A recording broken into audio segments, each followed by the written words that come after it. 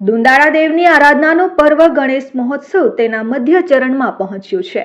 ત્યારે અંકલેશ્વર નગરપાલિકા દ્વારા ગણેશ વિસર્જન માટેની તૈયારીઓ શરૂ કરી દેવામાં આવી છે. નર્મદા નદીમાં થતા જળ પ્રદૂષણને અટકાવવા માટે અંકલેશ્વર નગરપાલિકા દ્વારા 3 કૃત્રિમ કુંડનું નિર્માણ કરવાની કામગીરી હાથ ધરવામાં આવી છે. નગરપાલિકા દ્વારા જૂની દેવી ગામ નજીક મંદિર પાછળ અને સુરવાડી ગામ નજીક તેમજ નવા બોર ભાટા પાસે જળકુંડ પાસે કૃત્રિમ કુંડનું નિર્માણ કરવાની કામગીરી શરૂ કરી છે. શ્રીજી ભક્તો વિઘ્નહર્તા શ્રી ગણેશજીની પ્રતિમાઓનું વિસર્જન કરી શકશે.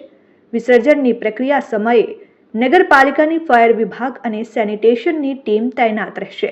ઉપરાંત સ્થાનિક તરવૈયાઓને પણ તૈનાત કરવામાં આવશે. સાથે જ નગરપાલિકા દ્વારા શ્રીજીની મૂર્તિઓનું કૃત્રિમ જળકુંડમાં જ વિસર્જન કરવા માટે અપીલ કરવામાં આવી છે. અંકલેશ્વર નગરપાલિકા દ્વારા આગામી ગણેશ વિસર્જન માટે 3 જગ્યાઓ નક્કી કરવામાં આવેલી છે. સુરવાડી, જળકુંડ, જૂની દેવી. સુરવાડી ખાતે આપણે 10 ફૂટ સુધીના મૂર્તિનું આપણે વિસર્જન કરી શકશું. જળકુંડ અને જૂની દેવી બળિયા બાપજીના મંદિર પાસે 5 ફૂટ સુધીની મૂર્તિનું વિસર્જન કરી શકશું.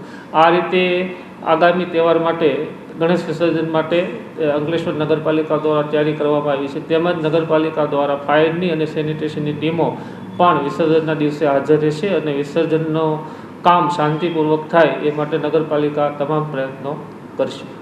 Dharmesh Patel, RN news, Ankleshwar.